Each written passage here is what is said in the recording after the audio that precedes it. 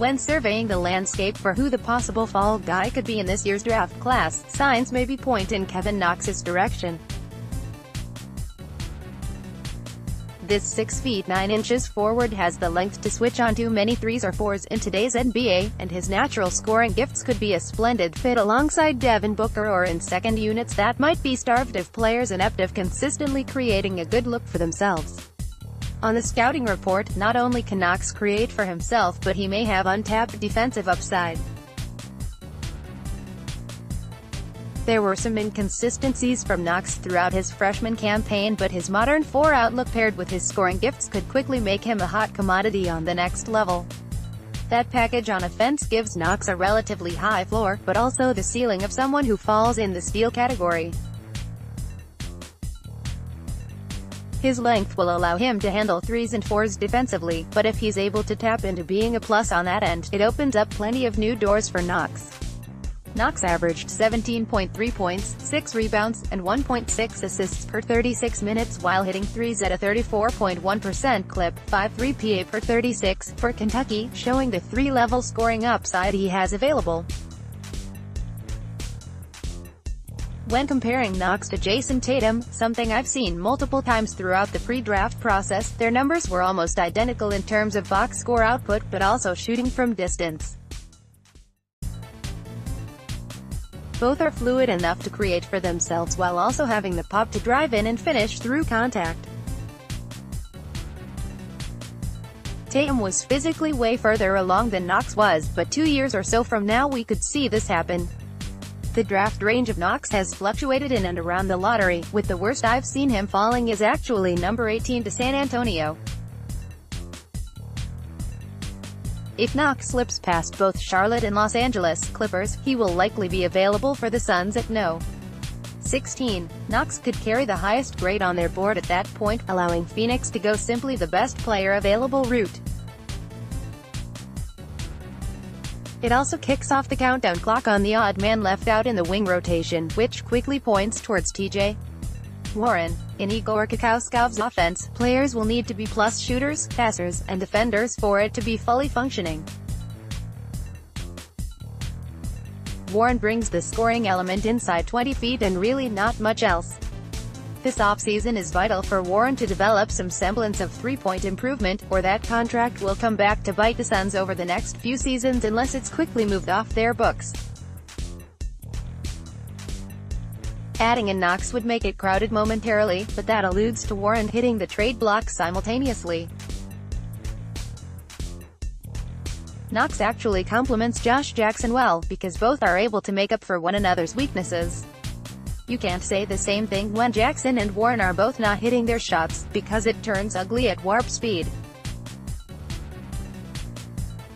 Knox and Zaire Smith are the only draft-eligible freshman wing prospects to accumulate an offensive win share above 2 while holding a true shooting percentage above 55. Knox is also 5 inches taller than Smith, showing the versatile mismatch problems the former Kentucky Wildcat could create upon his arrival. I admittedly was lower on Knox during the season, but after diving further in on some full games and putting the microscope on him, there are many aspects in his profile that make his archetype valuable in today's NBA. Strengths. As I alluded to earlier, Knox is one of the more gifted scorers in the 2018 draft class who could also be proficient from all 3 levels. At the step-in, Knox shot 68% at the rim, 42.2% from mid-range, and 36.9% on NBA distance threes. Knox has the skill set to blossom into someone who could be near 40% consistently on shots beyond the arc, which brings those Tatum-like comparisons back around. At his peak, Knox has go-to potential and could turn into someone who drops 20 points per game on a nightly basis. Like Robert Williams, I think Knox needs to land in a situation built for him to develop and instill winning habits. If he hits, he's going to hit big time with the offensive firepower. Another area that will be crucial in Knox reaching his ceiling is becoming a plus defender on the next level, concerns that were washed away with Tatum once coached up by Brad Stevens. If Kakowskov believes he could get similar effects out of Knox, then he's somebody who will have a hard time leaving the floor even as a rookie with the versatility presented on each end.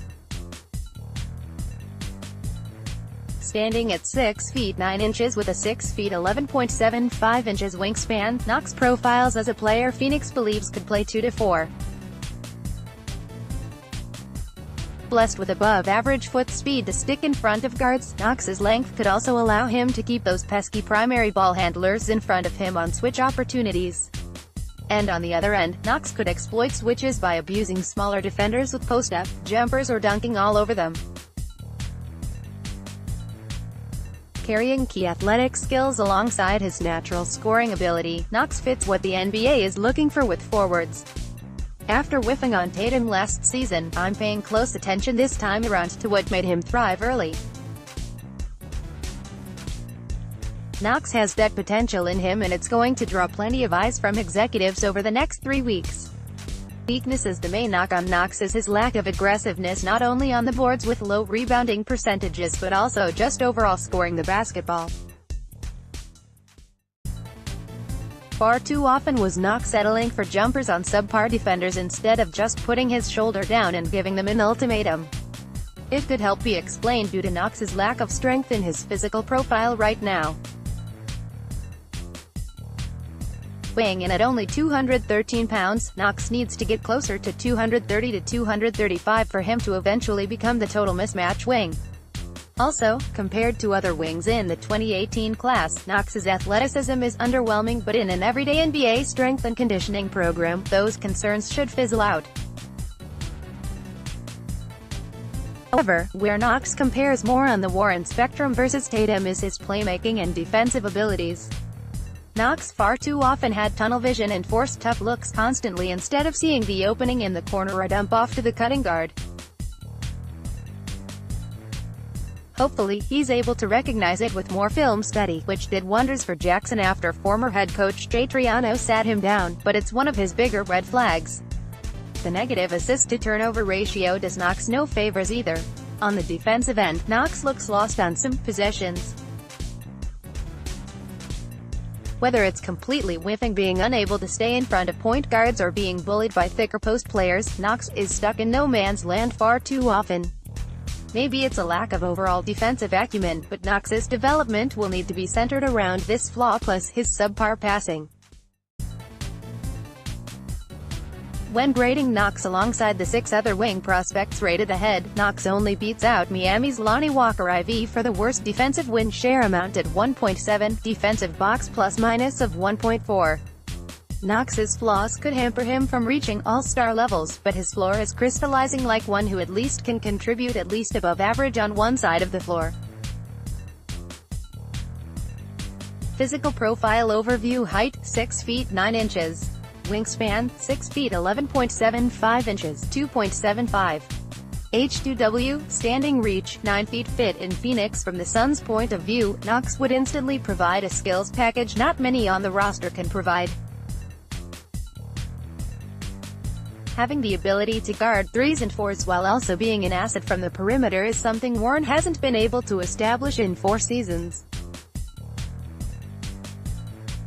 With a proven track record throughout his career of being proficient on three-pointers, Knox hitting 34 to 38% consistently allows the Suns to trot out plenty of intriguing lineup combinations. The trio of Booker, Jackson, Knox is even more appealing if Knox is able to channel plus defensive acumen, but it still is mouth-watering from a pure scoring point of view.